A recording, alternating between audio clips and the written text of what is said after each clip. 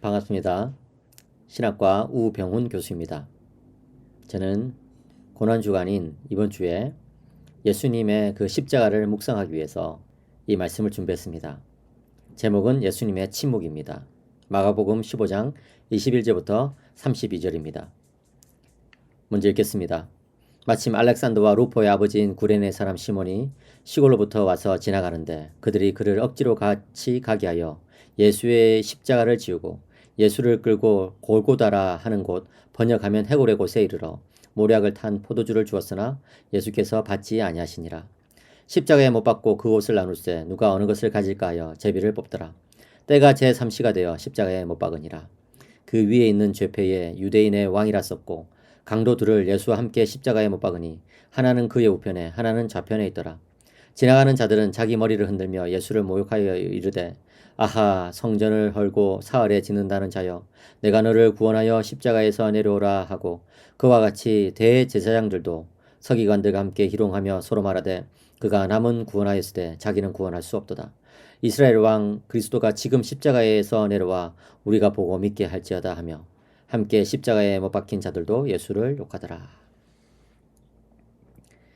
예수님은 지금 십자가 처형을 당하기 위해 예루살렘 바깥으로 끌려나가고 있습니다. 사형 집행은 예루살렘 성 밖에서 하는 거로 되어 있기 때문입니다. 구약 성경에서 속죄를 위한 제물은 진 밖에서 불사르게 하는 규정이 있었습니다. 그리고 안식일을 범한 죄인은 징령 바깥에서 돌로 쳐서 죽이도록 하는 규례가 있었습니다.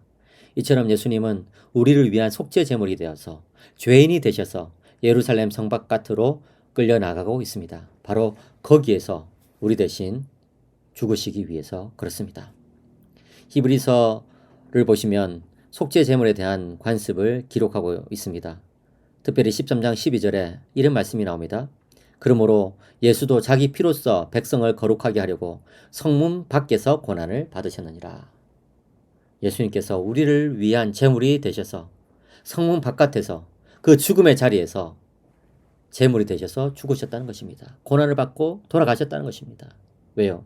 죄인인 우리를 대속하기 위해서 그런 것이죠.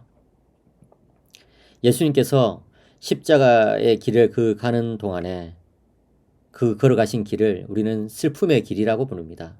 라틴어로 비아 돌로로사라고 부르는 것이죠. 다른 사람들은 그 길을 하나님의 뜻을 저버렸기 때문에 처참한 죄를 지었기 때문에 그 길을 갔겠지만 예수님은 그렇지 않습니다. 예수님은 죄가 없으신 분이시지만 우리를 대신하여서 그 슬픔의 길을 가신 것입니다. 우리에게 참다운 영생을 주시기 위하여서 참된 생명을 주시기 위하여 그 길을 가셨습니다. 십자가 처형을 받은 죄수들은 자기가 메어 달릴 그 십자가를 자신이 직접 지고 가야 했습니다. 아마 여러분들은 그림 같은 것에서 이 십자가를 지고 가는 예수님의 모습을 보셨을 것입니다.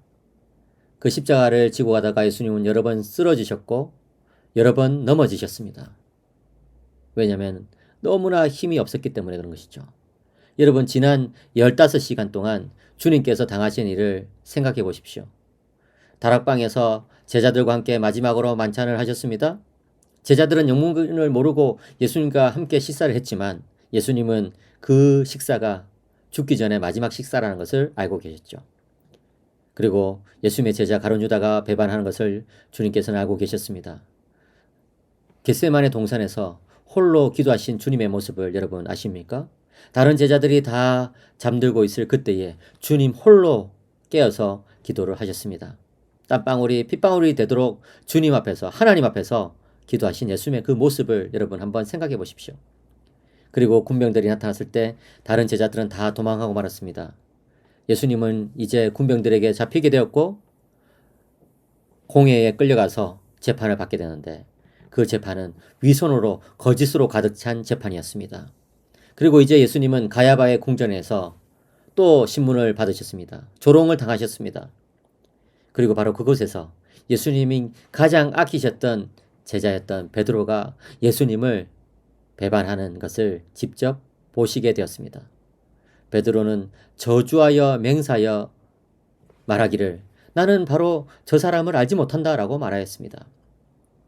그리고 예수님은 다시 또 빌라도 앞에 서셨고 불의한 재판을 받게 되셨습니다.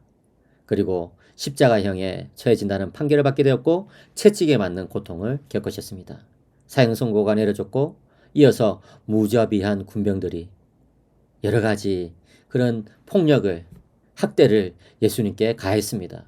그 중에 하나가 이 가시면류관을 예수님의 머리에 씌우는 것이었습니다. 침을 뱉는 것이었습니다. 바로 그런 것을 예수님께서 지난 15시간 동안 당하셨기 때문에 지금 주님은 너무나 육신적으로 기력이 쇠하신 그런 가운데 있었습니다. 그래서 십자가를 지고 가시기가 너무나 힘들으셨던 것입니다. 그때 마침 알렉산더와 루포의 아버지인 구레네 사람 시몬이 그 길을 가고 있었습니다. 그는 유월절에 참석하기 위해서 예루살렘에 왔을 것입니다.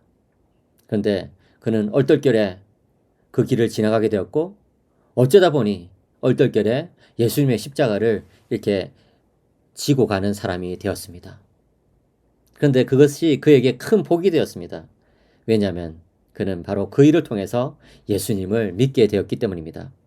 로마서 16장 13절에 보면 주 안에서 택하심을 입은 루포와 그의 어머니에게 문안하라. 그의 어머니는 곧 내 어머니니라 라는 말씀이 나옵니다. 무슨 말입니까? 알렉산더와 루포의 아버지였던 시몬이 예수님의 십자가를 지고 갔을 때에 그는 예수님이 누군지 알게 되었고 예수님을 믿게 되었습니다. 그리고 그는 그의 아들들인 알렉산더와 루포에게 복음을 전하게 되었고 그의 아내에게 복음을 전하게 되었습니다. 그래야 해서 그의 온 가족이 예수님을 믿고 구원을 받게 된 것입니다. 구레네 사람 시몬은 억지로 십자가를 졌을지 모르겠지만 결국은 그 일을 통하여 그의 온 집안이 구원을 받는 결과가 생긴 것입니다. 주님은 이처럼 그 십자가를 지고 가는 그 길 가운데서도 예루살렘 성벽 바깥으로 걸어가는 그 길 가운데서도 한 영혼을 그렇게 구원하신 것입니다. 22절에 보시면 이제 골고다 해골이라는 곳에 이릅니다. 이것은 사람들을 처형하는 장소였습니다. 그곳에 이르렀을 때에 사람들이 모략을 탄 포도주를 예수님께 주는 그런 장면이 나옵니다. 왜 그랬을까요? 그 당시에 이 십자가 고통이 너무나 심각했기 때문에 이 모략을 탄 포도주를 그 처형을 당하는 사람에게 주어서 정신을 몽롱하게 만들어서 고통을 경감시켜 주기 위해서 그런 것입니다. 하지만 주님은 그것을 거절하셨습니다. 왜요? 주님은 우리를 위한 그 고통을 모두 다 감내하기를 원하셨기 때문입니다. 고통의 잔을 다 들이키기를 원하셨기 때문입니다. 그래서 주님은 모략을 탄 포도주를 마시기를 거부한 것입니다. 십자가는 공포와 전율의 극치를 보여줍니다. 당시에 지중해 연안의 그 어떤 사람도 십자가를 두려워하지 않는 사람은 없었습니다. 기원전 1세기에 로마의 정치자였던 키케로는 십자가를 노예들에게 베푸는 최악의 고문이라고 묘사하였습니다. 그는 십자가란 단어 자체가 로마인에게 사라져야 한다고 말했습니다. 세네카라는 그 당시의 문필가는 십자가를 저주의 나무라고 불렀습니다. 유대인 역사가였던 요세푸스는 가장 불쌍한 죽음이 십자가의 죽음이라고 말했습니다. 십자가에 달린 사람은 1000가지 죽음으로 죽는다는 그런 말이 있었습니다. 그토록 심각한 고통을 주님께서 당하신 것입니다. 그러나 여러분, 우리가 십자가를 생각할 때에 주님의 이런 육체적인 고통보다 더 먼저 생각해야 할 것은 주님의 영적인 고통입니다. 하나님 아버지로부터 버림받는 그 고통. 왜요? 우리가 다시금 하나님과 연결되게 하기 위하여, 다시금 하나님께로 돌아오도록 하기 위하여 주님께서 하나님 아버지로부터 내침을 당하신 것입니다. 이제 여러분, 십자가 곁에 사람들을 한번 생각해 보겠습니다. 24절에 보면 군병들은 예수님을 십자가에 못 박은 후에 예수님의 옷을 나누는 것을 봅니다. 죽어가는 사람의 옷을 제비 뽑아 나눠 가지는 것은 인간 존엄성의 마지막 조각을 말살해버리는 그런 참으로 잔인한 행동이었습니다. 예수님은 우리를 위하여 단순한 인간이 되신 것이 아니라 처참한 죄인의 자리까지, 그리고 정말 처참한 그런 그 인격 모독과 인권이 완전히 무시당하는 그런 상황에까지 이르시게 된 것입니다. 그런데 여러분, 참 군인들의 입장에 보십시오. 군인들은 바로 구세주 바로 곁에까지 왔지만 구원을 얻지 못하고 다만 한 조각의 옷만을 챙겼을 뿐입니다. 너무나 안타깝지 않습니까?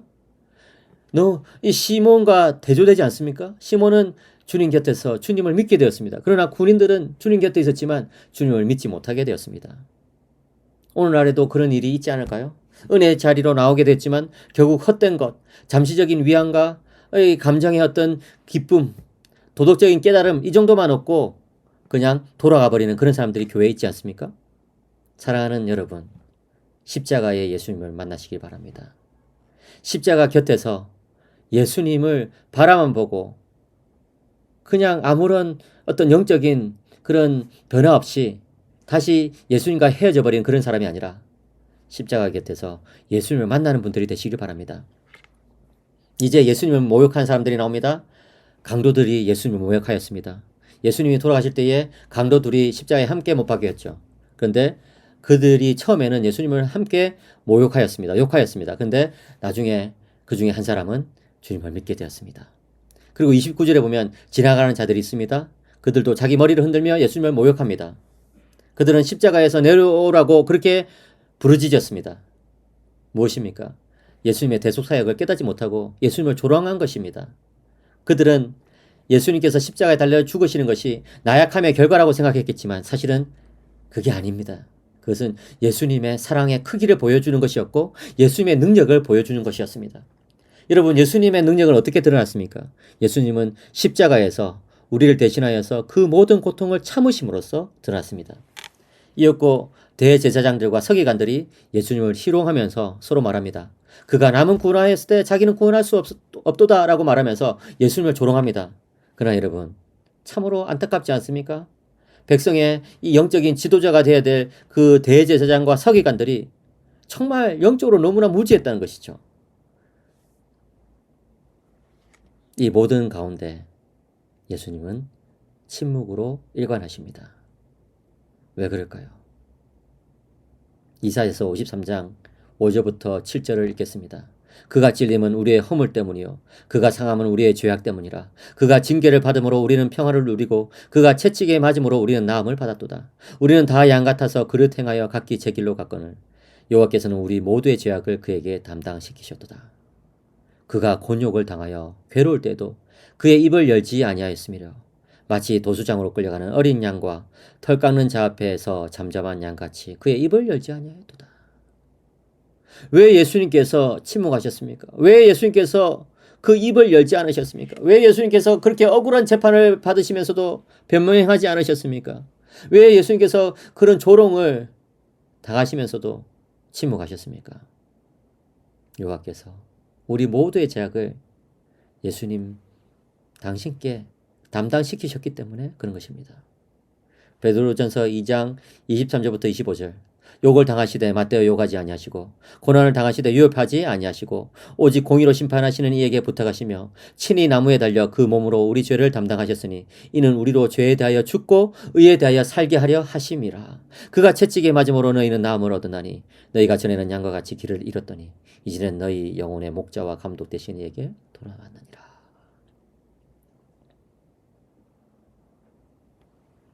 친히 나무에 달려 그 몸으로 우리 죄를 담당하셨으니 이는 우리로 죄에 대하여 죽고 의에 대하여 살게 하려 하심이라. 왜 예수님께서 십자가에서 침묵하셨을까요? 그것은 그렇게 침묵 가운데 우리를 위한 그 대속의 사역을 이루시기 위함이었습니다. 모든 것을 다 참으시고 그 길을 끝까지 가심으로써 예수님은 우리를 위한 구세주가 되셨고 그리하여서 참으로 우리가 죄에 대해서 죽고 의에 대해서 살도록 하신 것입니다. 사랑하는 여러분, 이것이 바로 예수님의 침묵의 의미입니다. 그렇습니다. 지금도 예수님은 우리와 함께 하십니다. 여러분들 가운데 어떤 분들은 예수님이 나에 대해서 뭘 좀 말하면 좋겠다. 예수님이 나에 대해서 뭔 좀 기적 같은 것을 보여주시면 좋겠다. 이렇게 생각하실지 모르겠습니다. 그러나 여러분, 예수님은 십자가의 침묵 가운데서 우리를 위한 사랑을 다 보여주셨습니다. 그것을 기억하시기 바랍니다. 예수님의 침묵이 우리의 구원이 되었습니다. 그렇다면 이제 우리는 어떻게 살아야 될까요? 우리는 이 예수님을 우리의 구세주로 받아들이는 것입니다. 그리고 우리 역시 예수님께서 가신 그 길을 가야 합니다.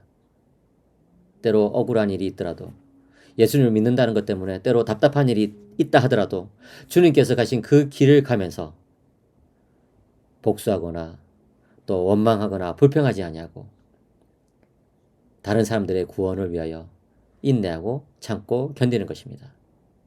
주님의 사랑이 여러분들과 함께 하십니다. 십자가에서 침묵하셨던 그 주님은 지금 우리 가운데 늘 함께 계십니다. 그리고 하나님의 말씀으로 우리를 인도해 주십니다.